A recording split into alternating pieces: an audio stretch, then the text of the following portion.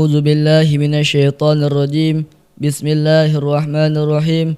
Assalamualaikum warahmatullahi taala wabarakatuh. Alhamdulillahilladzi hadana lihadza wa ma kunna linahtadiya laula an hadanallah. Asyhadu an la ilaha illallah wa asyhadu anna Muhammadan abduhu wa rasuluhu la nabiyya ba'dah.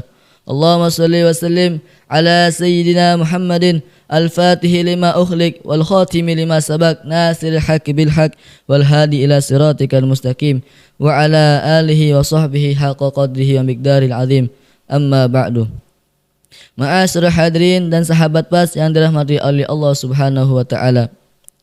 Segala puja-puji syukur kita hanya milik Allah Subhanahu wa taala, yang mana Allah Subhanahu wa taala memberikan kita nikmat iman dan Islam, yang mana Allah Subhanahu wa taala memberikan kita umur yang panjang agar kita mendapatkan maghfirahnya dari Allah Subhanahu wa taala. Salawat serta salam kita curahkan, kita panjatkan pada sosok figur umat manusia, yang mana beliau itu adalah salah satu manusia yang paling agung, yang diagung-agungkan, yang maha agung.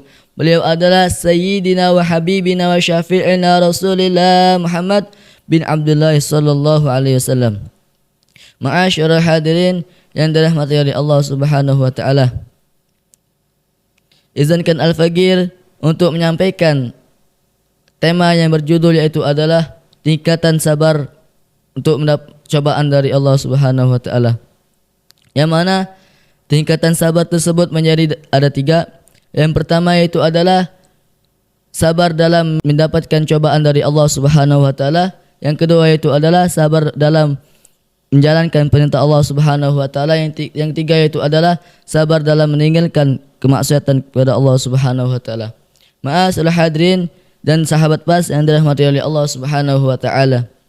Yang pertama yaitu adalah sabar mendapatkan cobaan dari Allah Subhanahu wa taala. Setiap manusia, setiap kita ini mendapatkan cobaan dari Allah Subhanahu wa taala. Yang salah satunya itu adalah cobaan dalam mendapatkan musibah, yaitu adalah kebakaran, musibah dalam banjir dan tsunami, maka kita menghadapinya dengan sabar. Apabila kita menghadapinya dengan sabar, maka Allah Subhanahu wa taala akan menjauhkan diri kita dari cobaan tersebut. Yang kedua itu adalah cobaan dalam menjalankan perintah Allah Subhanahu wa taala. Yang mana kita diperintahkan oleh Allah Subhanahu wa taala yaitu adalah beribadah kepada Allah Subhanahu wa taala, yaitu salat, berpuasa dan berhaji bila mampu.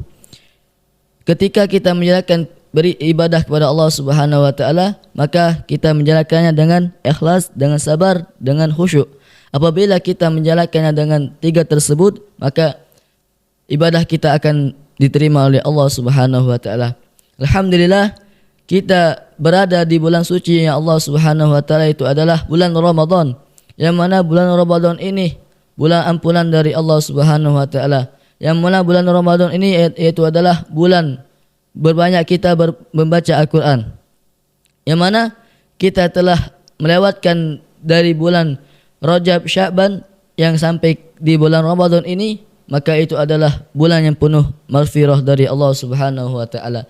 Yang pertama bulan Rajab yaitu adalah bulannya Allah Subhanahu wa taala. Yang kedua yaitu adalah bulan Sya'ban, bulannya Nabi Muhammad sallallahu alaihi wasallam. Yang ketiga ini bulan Ramadan yaitu adalah bulan umatnya Nabi Muhammad sallallahu alaihi wasallam, itu adalah bulannya kita. Ma'asyiral hadirin dan sahabat pas yang dirahmati oleh Allah Subhanahu wa taala. Sabar yang ketiga yaitu adalah meninggalkan maksiat kepada Allah Subhanahu wa taala. Yang mana di bulan Ramadan ini banyak cobaan kita untuk meninggalkan maksiat kepada Allah Subhanahu wa taala.